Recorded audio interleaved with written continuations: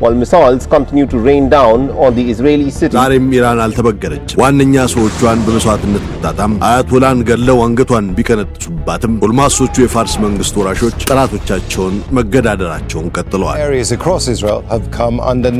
ኢራንም በሃይፋና በደቡባዊቷ አሽዶድ ከተማ የሚገኙ የነዳጅ ማጣሪያዎችን እንዲሁም የተለያዩ የጸጥታና ወታደራዊ ደጋፊ ማዕከላትን በታለሙ የሚሳኤል ጥቃቶች መምታቱ ገልጾታል። እስካሁን በአሽዶድ ማጣሪያ ላይ ስለደረሰ ጉዳት የተረጋገጠ መረጃ የሌለ ሲሆን በሃይፋ ከተማ ግን በሚሳኤል ፍንጣሪዎች ምክንያት ለ45 ደቂቃ ያህል ተቋርጦ የነበረው የኤሌክትሪክ ኃይል ሙሉ በሙሉ ተመልሷል። ይህ በእንዲህ እንዳለ ኢራን የአሜሪካ አሽከር በሆኑት የመካከለኛው ምስራቅ ሀገራት ላይ የሚሳኤል ዶፏን ማውረዱን ቀጥላለች። በተለይም ኳታርና ዱባይ የኢራን እሳት ሰለባዎች ሆነዋል። ኢራን ለክፉ ቀን ይሆነኛል ያለችው ሂዝቦላስ እንዴት ሞተ ከተባለበት አፈር ልሶ ተነሳ? እነዚህን ርዕሰ ጉዳዮች መለስ ቀለስ እያልን የዛሬው ተረካችን ጭብጦች አድርገናቸዋል። ዮናስ ክብረት ነኝ። ጥቂት ደቂቃዎችን አብራችሁን ቆዩ።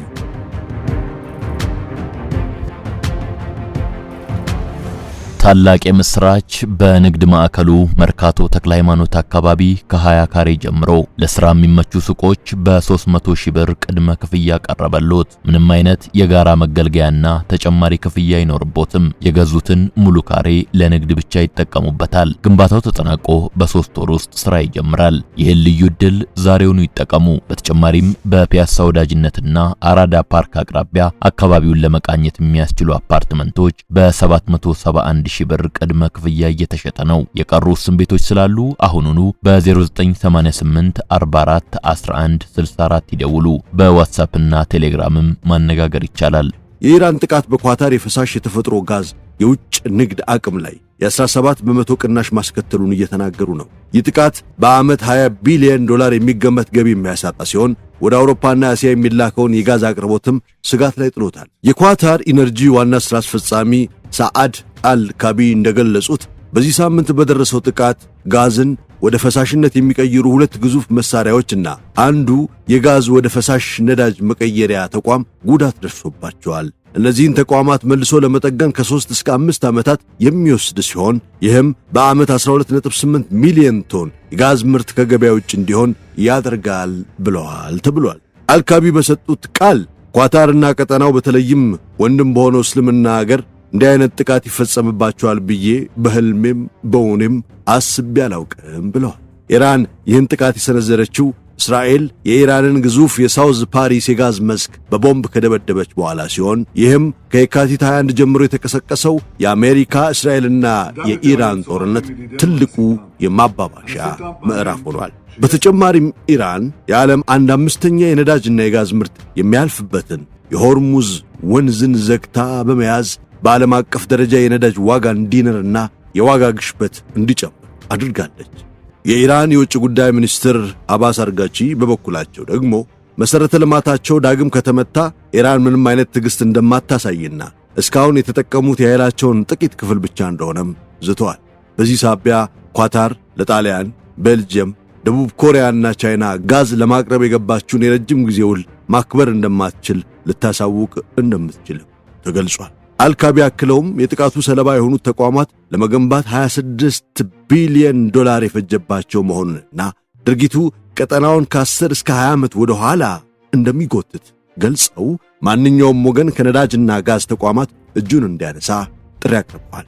የኳታሩ ባለስልጣን ይህን መሰል ልመና ቢያቀርቡም ኢራን ግን የተሰነዘረባትን ጥቃት ለመመለስ በመካከለኛው ምስራቅ በሚገኙ የነዳጅና የጋዝ መስኮች ላይ ስልታዊ ጥቃቶችን እየሰነዘረች ትገኛለች። ይህ ዘመቻ የዓለምን የኤነርጂ ፍሰት ከዚህ ቀደም ከነበረው በላይ ሊያስተጓጉል የሚችል ሲሆን ግጭቱም ይበልጥ የመስፋፋት ሰፊ ዕድል አለው እያስባለ ነው።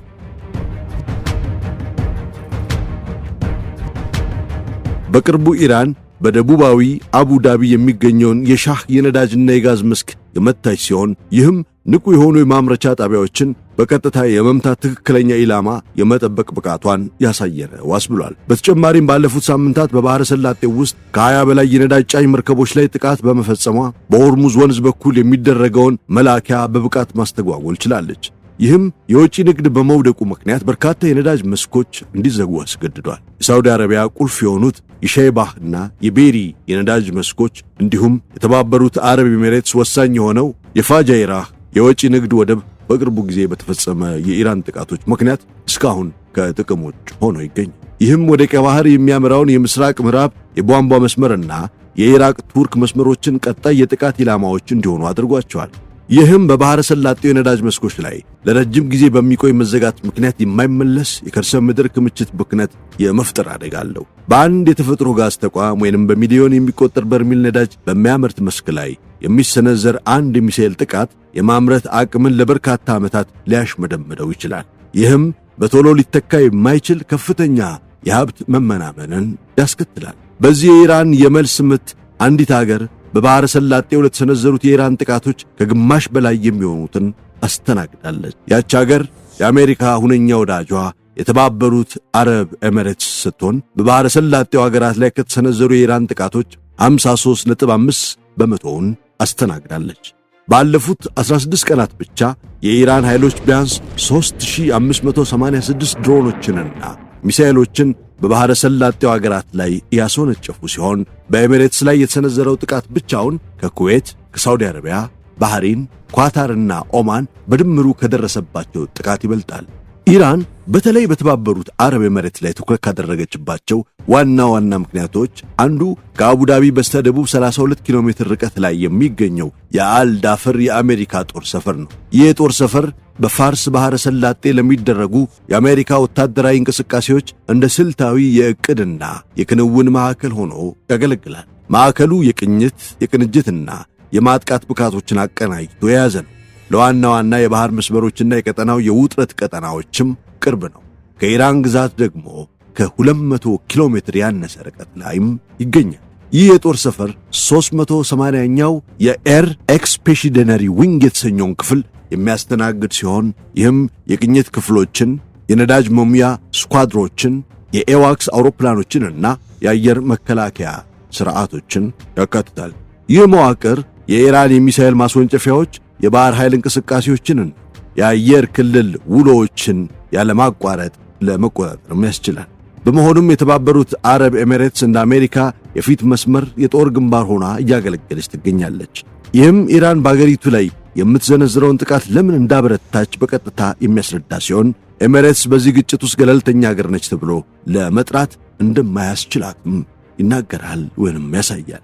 ኢራን በዚህ መልኩ አቅሟ በፈቀደው ልክ የአሜሪካንን የጦር ሰፈሮች ስትደበድብ፣ አሜሪካ ደግሞ የጦር መሳሪያ ክምችቶቿ እያለቁባት ነው ተብሏል።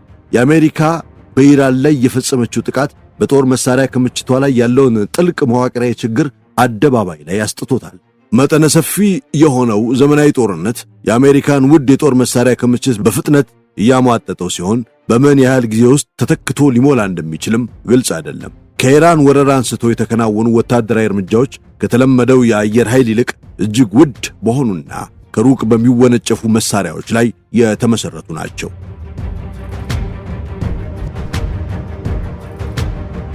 የኢራን የተደራጀ የአየር መከላከያ ሥርዓት የአውሮፕላኖችን ዘልቆ የመግባት አቅም ስለገደበው የአሜሪካና የእስራኤል ኃይሎች በዝቅተኛ ወጪ ከሚጣሉ ቦምቦች ይልቅ ረጅም ርቀት ተጓዥ በሆኑ ሚሳኤሎች ላይ እንዲደገፉ ተገደዋል። እንደ ሪፐርና ሄሮን ያሉ ውድ ድሮኖች መጋየት በጠላት ቁጥጥር ስር ባለ የአየር ክልል ውስጥ መንቀሳቀስ ያለውን ከፍተኛ አደጋ የሚያሳይ ነው። ባለፉት 10 ቀናት ውስጥ ከ6000 በላይ ኢላማዎች መመታታቸውና ከ2000 በላይ የመከላከያ ሚሳኤሎች መተኮሳቸው ከዚህ ቀደም ታይቶ የማይታወቅ የጦር መሳሪያ ፍጆታ መኖሩን ያሳያል። ተንታኞች ይህ አካሄድ ዘላቂነት የለውም በማለት ያስጠነቅቃሉ።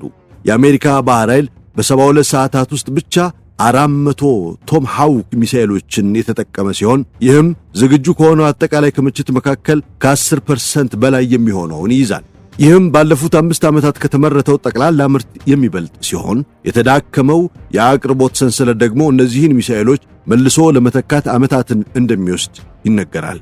ኢራን በአንጻራዊ ሁኔታ ርካሽ በሆኑ ድሮኖችና ሚሳኤሎች ላይ መደገፏ አሜሪካ በሚሊዮን የሚቆጠሩ ዶላሮች የሚያወጡ መከላከያዎችን በጣም ዝቅተኛ ዋጋ ካላቸው ጥቃቶች ጋር እንድትላጋ አስገድዷታል። ይህ ሁኔታ መጀመሪያ ላይ በፓሲፊክ ቀጠና ለሚጠበቁ ግጭቶች ታስቦ የነበረውን የጦር መሳሪያ ክምችት ላይ ከፍተኛ ጫና ፈጥሯልም ተብሎለታል። ዋሽንግተን አሁን ላይ አቅምን ካላገነዘበ ጦርነት የሚመነጩ የገንዘብ ኪሳራዎችን እና የጦር ሜዳ ውድቀቶችን እየተጋፈጠች ለመሆኗ ማሳያ የሚሆነውም ፔንታገን ለኢራን ወረራ ተጨማሪ $20 ቢሊዮን ኮንግረሱን መጠየቁ ነው። የአሜሪካ መከላከያ ሚኒስቴር መስሪያ ቤት በኢራን ላይ ለተከፈተው ጦርነት የሚወጣውን ወጪ ለመሸፈን ከኮንግረስ $20 ቢሊዮን እየጠየቀ ነው። ይህ አሃዝ መጀመሪያ በዋሽንግተን ፖስት ያልተጠቀሱ ባለስልጣናትን በመጥቀስ የተገለጠ ቢሆንም መከላከያ ሚኒስትሩ ፒት ሄግሴትም ሆኑ ፕሬዝዳንት ዶናልድ ትራምፕ አላስተባበሉትም። ሄግሴት ለጋዜጠኞች ሲናገሩ መጥፎ ሰዎችን ለመግደል ገንዘብ ያስፈልጋል ብለዋል። አክለውም ስለሆነም ለተከናወኑትም ሆነ ወደፊት ልናከናውናቸው ለምንችላቸው ሥራዎች ተገቢ በጀት እንዲኖረን እንዲሁም ጥይቶቻችንና ሁሉም ነገሮች እንዲሟሉ ብቻ ሳይሆን ከዚያም በላይ እንዲሆን ለማድረግ ወደ ኮንግረሱና እዚያ ወዳሉ ወገኖቻችን እየተመላለስን ነው ብለዋል። ትራምፕ በዋይት ሃውስ ከጃፓን ጠቅላይ ሚኒስትር ጋር ተቀምጠው ሳለ እርምጃው ሁልጊዜም በከፍተኛ ደረጃ ላይ መሆናችንን ለማረጋገጥ የሚከፈል ትንሽ ዋጋ ነው ሲሉ ጠርተውታል። በጣም ብዙ የሀገሪቱ የጦር መሳሪያዎች አፍጋኒስታን ውስጥ ተትተዋል ወይንም ለዩክሬን በነጻ ተሰጥተዋል ያሉት ትራምፕ አንዳንድ ትላልቅ የጦር መሳሪያ አምራቾች ምርታቸውን እንዲጨምሩ ማሳመናቸውን ገልጸዋል። ራይሰን 4 ፋብሪካዎችን እየገነባ ነው። ሎክሂድ ማርቲን ደግሞ 5 ወይንም 6 ፋብሪካዎችን እየገነቡ ነው። ከእነርሱ ጋር በጣም ጠንካራ ስብሰባ ስለነበረን በፍጥነት እየገነቡ ነው ሲሉም ተደምጠዋል ፕሬዝዳንቱ። እንዲሁም ዓርብ ዕለት የውጭ ጉዳይ መስሪያ ቤቱ ለተባበሩት አረብ ኤሚሬትስ፣ ለኩዌትና ለዮርዳኖስ የሚሸጡ የጦር መሳሪያዎችን በተመለከተ ለኮንግረሱ አሳውቀዋል። ይህም አገራቱ የኢራን ያጸፋ የአየር ጥቃቶችን እየተቋቋሙ ባሉበት ወቅት የመከላከያ አቅማቸውን ለመተካት የታለመ ነው ተብሏል። የተባበሩት አረብ ኤሚሬትስ ድሮኖችን፣ የረጅም ርቀት ራዳሮችንና ሌሎች ዘመናዊ የሚሳኤል መከላከያ ስርዓቶችን ጨምሮ ከ8 ቢሊዮን ዶላር በላይ የሚያወጡ መሳሪያዎችን ታገኛለች ተብሏል። ኩዌትም ሰማያዋን ለመጠበቅ 8 ቢሊዮን ዶላር የሚያወጡ ራዳሮችንና የኃይል ስርዓቶችን ትረክባለች። ዮርዳኖስ ደግሞ የአሜሪካ ማዕከላዊ እዝ በቀጠናው ያለውን የጸጥታ ግብ ለመደገፍ ለኤፍ-16 እና ለሌሎች አውሮፕላኖቿ ጥገና $7.5 ሚሊዮን ታወጣለች። የውጭ ጉዳይ ሚኒስትሩ ማርኮ ሩቢዮ እርምጃው ለአሜሪካ ደህንነት ወሳኝ መሆኑን በመጥቀስ ለእነዚህ ሽያጮች የሚያስፈልገውን የኮንግረስ ግምገማ አስፈላጊነትን ውድቅ አድርገውታል።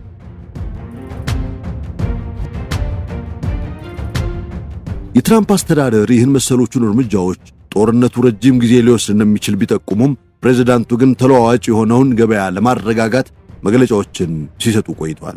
የጃፓኗ ጠቅላይ ሚኒስትር ሳኔኤ ታካይቺ ለዲፕሎማሲያዊ መፍትሄ ያላቸውን ተስፋ ከገለጹ በኋላ ትራምፕ ሐሙስ ዕለት በጣም በቅርቡ ያበቃል ብለዋል። ትራምፕ በኢራን ላይ የተከፈተውን ጦርነት ለአሜሪካ የሽርሽር ጉዞ ነው ሲሉ መጥራታቸው ግን ሽንፈታቸውን ላለመቀበል ያላቸውን ግትርነት ያሳየ ነው ተብሏል።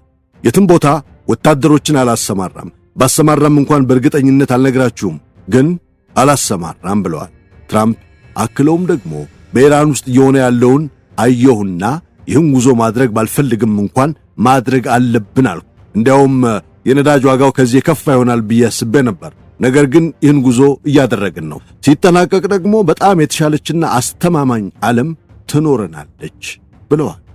በሮይተርስና ኢፕሶስ በተሰኙት 2 ስመጥር ሚዲያዎች የተጠናና ሐሙስ ዕለት ይፋ የተደረገ የሕዝብ አስተያየት እንደሚያሳየው ግን ወደ 2/3 የሚጠጋው አሜሪካዊ ትራምፕ በእርግጥም በኢራኑ ሰፊ የምድር ጦርነት እንዲጀመር ወታደሮችን እንደሚያዝ ያምናሉ። ከጥናቱ ተሳታፊዎች መካከል ሐሳቡን የደገፉት 7% ብቻ ናቸው ተብሏል። የሆነስ ሆነና የአሜሪካና የእስራኤል በኢራን ላይ የሚከተሉትን ስትራቴጂ እየከሸፈ አይደለምን? በአሜሪካና በእስራኤል በኢራን ላይ የተከፈተው ጥቃት አስገራሚ ስትራቴጂካዊ ተቃርኖም ፈጥሯል።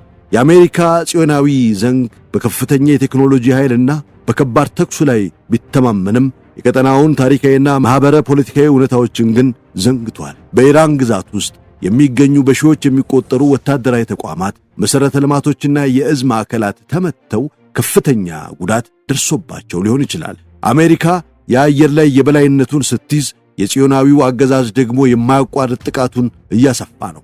ሆኖም እነዚህ ወታደራዊ ድሎች ወደ ፖለቲካዊ ስኬት አልተቀየሩም። የጥቃቱ ዋና ግቦች አሁንም ሊደረስባቸው ገና አልተቻለም። ይህም አሜሪካና እስራኤል በጦር ሜዳ ውሎ እያሸነፉ በስትራቴጂካዊ ፉክክር ግን እየተሸነፉ መሆናቸውን ያስገነዝባል።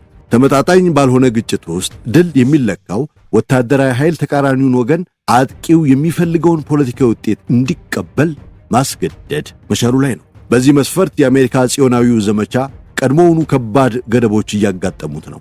አሁን አራተኛ ሳምንቱን የያዘው ክልላዊ ጦርነት ጥልቅ በሆነ ስትራቴጂካዊ ደካማ ቅርቃር ውስጥ ይገኛል። አሜሪካ፣ እስራኤልና ኢራን ያንዳንዳቸው የጥቃት እንዴት ማለቅ እንዳለበት መሰረታዊ የሆነ የማይጣጣም ራዕይ ያላቸው። ኢራን አቅሟን በግልጽ አስታውቃለች። የትራምፕን የእጅ አሰጣጥ ጥሪ አትቀበልም። ጥቃት እየተፈጸመባትም ድርድር አታደርግም። ማንኛውም ዲፕሎማሲያዊ ሂደት ከመጀመሩ በፊት ጥቃቱ መቆም እንዳለበት ታምናለች፣ ታስገነዝባለች። እስራኤል ደግሞ የኢራንን ኃይል እስክታዳክም ድረስ ጥቃቱ ያለ ጊዜ ገደብ እንደሚቀጥል ስትገልጽ፣ አሜሪካ ግን ግልጽ የሆነ የድል ትርጉም የሌለውና በሁለት ሐሳብ የተከፈለ አቋምን ይዛለች።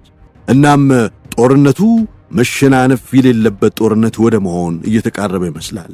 የአሜሪካ እስራኤል ጥቃት ውድቀት ዋነኛው ምክንያት ከጦርነት ግቦቹ አለመጣጣም የሚመነጭ ነው። ሁለቱ ሀገራት ኢራንን በመካከለኛው ምስራቅ ካለው የጽዮናውያን የበላይነት ተቃውሞ ምሰሶነት ለማስወገድ አልመዋል።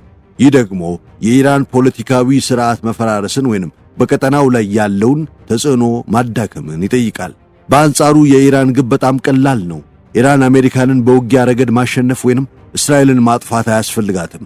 ኢራን የሚያስፈልጋት መሰንበት፣ መኖር ብቻ ነው።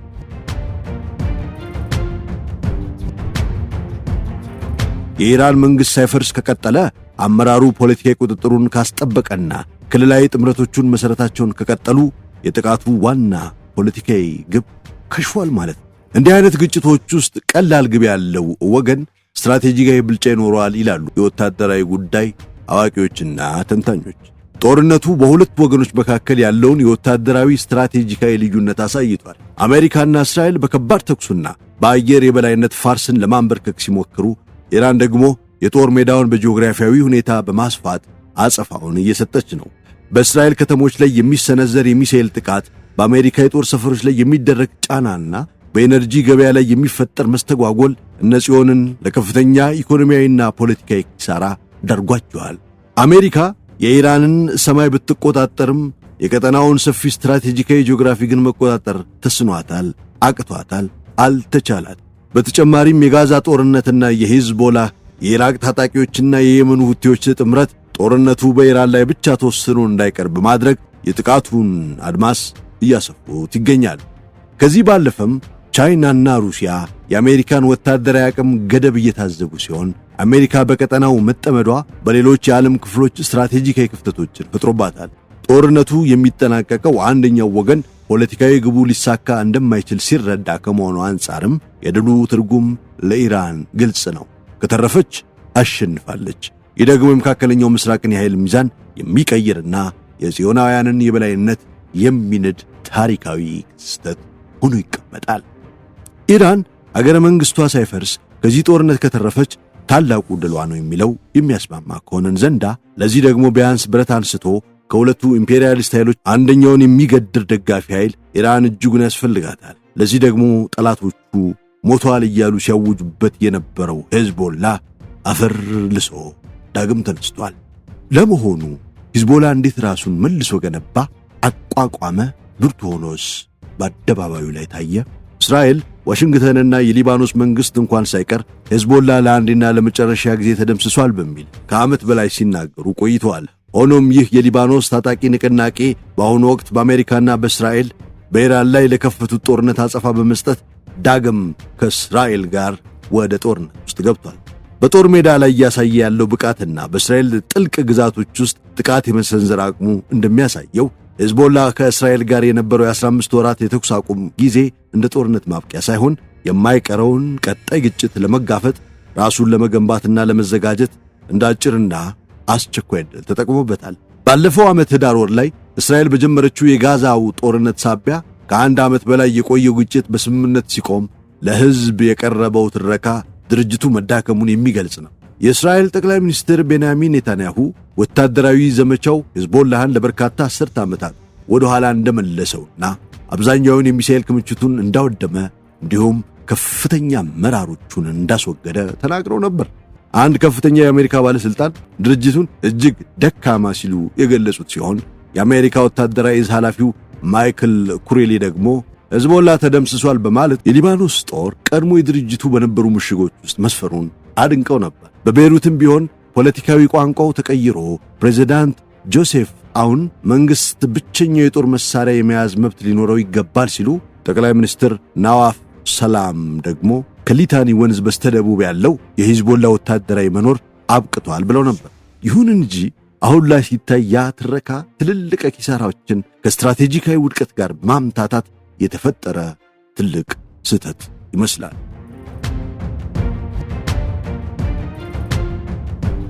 የሂዝቦላህን የድህረ ጦርነት የማገገም ሂደት የሚያውቁ ምንጮች እንደሚሉት መልሶ ግንባታው የተጀመረው የተኩስ አቁሙ በጀመረ ማግስት ባለፈው ዳር መጨረሻ ላይ ነበር። በድርጅት ውስጥ የነበረው ግምት ጦርነቱ አብቅቷል የሚል ሳይሆን ሌላ ዙር ውጊያ መጀመሩ የማይቀር ነው የሚል በመሆኑ የተኩስ አቁሙ ፖለቲካዊ መፍትሄ ሳይሆን እያንዳንዱ ቀን ዋጋ የሚሰጠው የመደራጀት ረፍት ተደርጎም ተወስዷል። ሂዝቦላህ እስራኤል ጥቃቷን ያቆመችው በሁለት ምክንያቶች እንደሆነ ያምናል። አንደኛው ድርጅቱ በደረሰበት ከባድ ምት ሳቢያ በፖለቲካዊ ጫና ይፈርሳል በሚል ግምት ሲሆን፣ ሁለተኛው ደግሞ ጦርነቱን መቀጠል እስራኤል ቀደም ብዬ አሳክቻለሁ ካለችው ትርፍ ይልቅ ከፍተኛ ኪሳራ ሊያመጣባት ይችላል ከሚል ስሌት ነው። ሆኖም ይህ የተኩስ አቁም የጊዜ ክፍተት ሂዝቦላህ ራሱን እንዲያደራጅ ትልቅ ዕድል ሰጥቶታል። የድርጅቱ ዓላማ ወታደራዊ አቅሙን ወደ ነበረበት መመለስ ብቻ ሳይሆን ከዚህ በፊት የነበረውን መዋቅርና መሠረተ ልማት ሙሉ በሙሉ ማደስ ነበር። እስከ ቀደመው ታህሳስ አጋማሽ ድረስ በወታደራዊ አዛዦች ተልእኮው ተሳክቷል በማለት ለአመራሮቻቸው ሪፖርት ያቀረቡ ሲሆን ምንም እንኳን እንደ አየር መከላከያ ያሉ ሥርዓቶች ላይ የደረሰው ጉዳት በቀላሉ ሊጠገን ባይችልም አጠቃላይ ግንባታው ግን ስልታዊና የተደራጀ ነበር ይላሉ ታጣቂ ንቅናቄውን ሲከታተሉ የሰነበቱ ግለሰቦች። ድርጅቱ ባለፈው ዓመት ደርሶበት በነበረው ከፍተኛ ምት የመገናኛ መሳሪያዎች መፈንዳትና የዋናው ጸሐፊ ሐሰን ናስረላህ መገደል ድርጅቱን ሽባ ያደርጓል ተብሎ ቢታሰብም በድንበር ላይ እስከ ሞት ድረስ የተዋጉት ተዋጊዎች ለቀሪዎቹ ወታደራዊ አዛዦች ራሳቸውን እንዲያደራጁ የተንፋሽ ዕድል ሰጥቷቸዋል። ድርጅቱ ካደረጋቸው ትላልቅ ለውጦች አንዱ ወደ ቀድሞ አደረጃጀቱ መመለስ ሲሆን ይህም ይበልጥ በተበታተኑና ራሳቸውን ችለው በሚንቀሳቀሱ ትናንሽ ክፍሎች ላይ የተመሰረተ አደረጃጀት። የአዲስ መዋቅር ክፍሎቹ ከማዕከል ጋር ያላቸውን ግንኙነት እንዲቀንሱ በማድረግ ለጠላት ጥቃት እንዲያጋልጡ የሚያደርግ ሲሆን የእስራኤልን የቴክኖሎጂ የስለላ ብልጫ ለመመከትም ድርጅቱ ስልኮችንና ዘመናዊ መገናኛዎችን በመተው ወደ ጥንታዊ የመልእክት ልውውጥ ወደ ሆነው በሰው የሚላኩ ማስታወሻዎች ተመልሷል። በሊባኖስ ደቡባዊ ክፍልም ቢሆን ምንም እንኳን የሊባኖስ ጦር ቢሰፍርም ሂዝቦላ ግን በድብቅና በትዕግሥት መሠረተ ልማቱን መልሶ አድሷል። በሶሪያ በኩል የነበረው የአቅርቦት መስመር በአሳድ መንግሥት መውደቅ ምክንያት ቢቋረጥም በአሳድ ውድቀት ወቅት በነበረው ትርምስ ድርጅቱ በርካታ መሳሪያዎችን ማከማቸት ከመቻሉም በላይ በኢራን ድጋፍና በሀገር ውስጥ ምርት የሚሳኤልና የድሮን ክምችቱን አሳድጓል፣ አመንድጓል፣ አድሶታል። በአሁኑ ወቅት ሂዝቦላህ በቀን በመቶዎች የሚቆጠሩ ድሮኖችንና ሚሳኤሎችን ወደ እስራኤል ጥልቅ ግዛቶች በመተኮስ ላይ የሚገኝ ሲሆን ይህም ድርጅቱ ሞቷል ተብሎ ሲታሰብ የነበረውን ግምት ውድቅ ፉርሽ በማድረግ ሕዝብና ብሔር አይሞትም የሚለውን መሪ ቃሉን ተንተርሶ ለአባት አገሩ ኢራን መድረሱን አስረግጧል። ቸር ሰንብቱ። የሳሎን ቲዩብ ወዳጅ ቤተሰቦች